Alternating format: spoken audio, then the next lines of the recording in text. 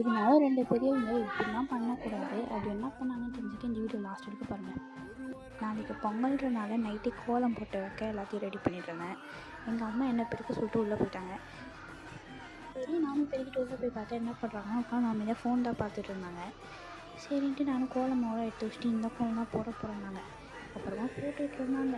எவ்வளோ கஷ்டப்பட்டு ஆல்ட்ரேஷன் பண்ணி போடுறாங்கன்னு நீங்களே பாருங்கள். எங்கள் அம்மாவுக்கு அழகாக கோலம் போட வரும். இருந்தாலும் சாக் பீஸ் வச்சு ட்ரையல் பார்த்துக்கிட்டாங்க இந்த வாட்டி ஏன் தெரில.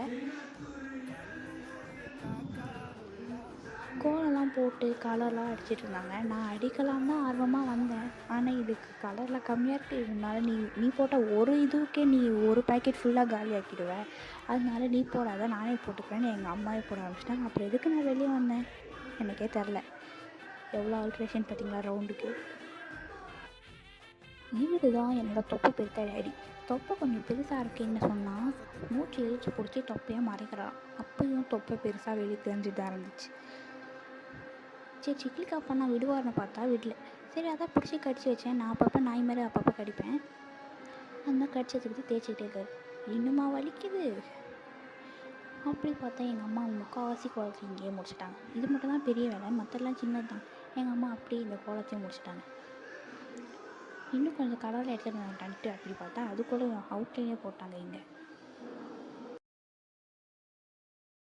இங்கே ஒருத்தர் இருந்தாரேன்னு பார்த்தா அவர் போய் உட்காந்துட்டார். நமக்கு வேலை இல்லாத காரணத்தினால் நம்மளும் போய் உட்காந்துக்கலாம். எங்கள் அம்மா அதுக்குள்ளே பானையெல்லாம் போட்டு பொங்க வச்சுட்டாங்க.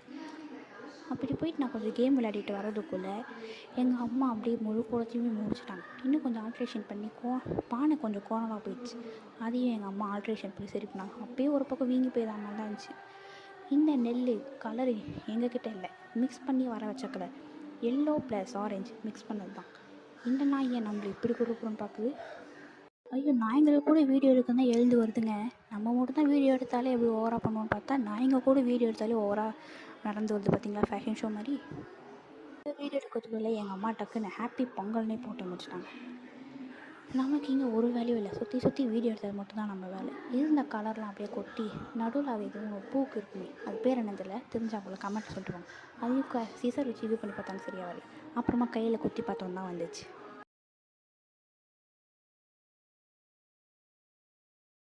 அந்த பக்கமும் இது பெருசாக அழகாக போட போகிறாங்கன்னு நினச்சேன். ஆனால் அந்த பக்கம் எப்பயும் போடுற மாதிரி தான் போடுறாங்க.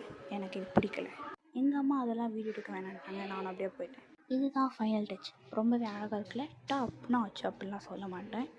எங்கள் அம்மா எப்பயும் போடுறதோட இந்த வாட்டி கம்மியாக தான் போட்டிருக்காங்க. ஆனால் அழகாக தான் இருக்குல்ல. எங்கள் தெருவிலேயே எங்கள் அம்மா போட்ட குழந்தை இப்போ ரொம்ப அழகாக இருக்குது.